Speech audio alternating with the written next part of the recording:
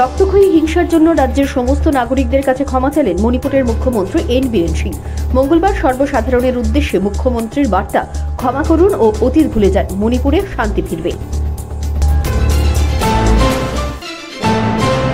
প্রধানমন্ত্রী ডিজিটাল মহাকুম্ভর স্বপ্ন সার্থক করেছেন উত্তরপ্রদেশের মুখ্যমন্ত্রী যোগী আদিত্যনাথ। রাজ্যের নতুন প্রতিষ্ঠিত ৭৬তম জেলা মহাকুম্ভ নগরে রেকর্ড সময়ে যাবতীয় নাগরিক পরিষেবা প্রদান করছেন তিনি।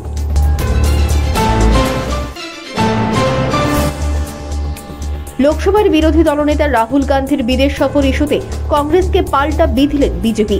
যদিও কংগ্রেস সূত্রের দাবি, ব্যক্তিগত সফরে রবিবার গভীর রাতে দিল্লি থেকে ভিয়েতনাম গেছেন রাহুল।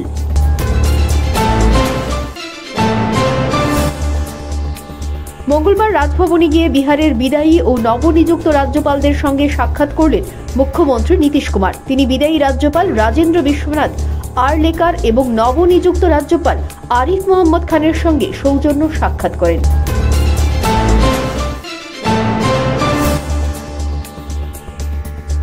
দ্রুতগামী ট্রেনের ধাক্কায় গুরুতর আহত বন্য হাতির মৃত্যু হল।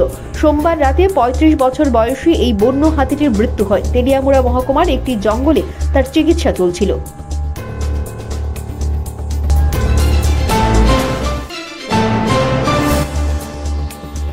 মঙ্গলবার কমলপুর হাসপাতাল রোডে বাইকের উপর একটি গাড়ি উঠিয়ে দেওয়ার ঘটনায় আহত বাইক চালক। বাইকটি একেবারে দুমড়ে মুচড়ে যায়।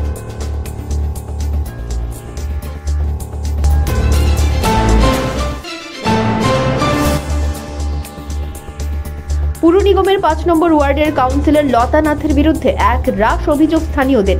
কথা দিয়ে কথা রাখেননি এলাকার কাউন্সিলর। ঘর, রাস্তা, জল, ড্রেন, বিদ্যুৎ সবকিছু থেকে বঞ্চিত তারা।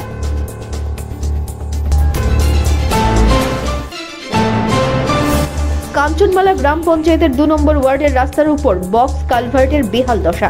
সারাইয়ের কোনো উদ্যোগ নেই স্থানীয় পঞ্চায়েত প্রধানের, ক্ষুব্ধ এলাকাবাসী।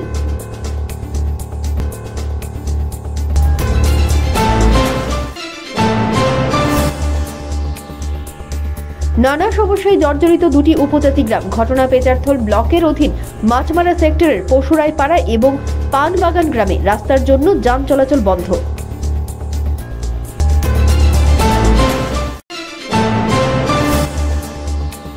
খোয়াইয়ের খেংরাবাড়ি এলাকায় ৫,০০০ গাঁজা গাছ ধ্বংস করল পুলিশ। খোয়াই মহকুমার পুলিশ আধিকারিকের নেতৃত্বে চলে এই অভিযান।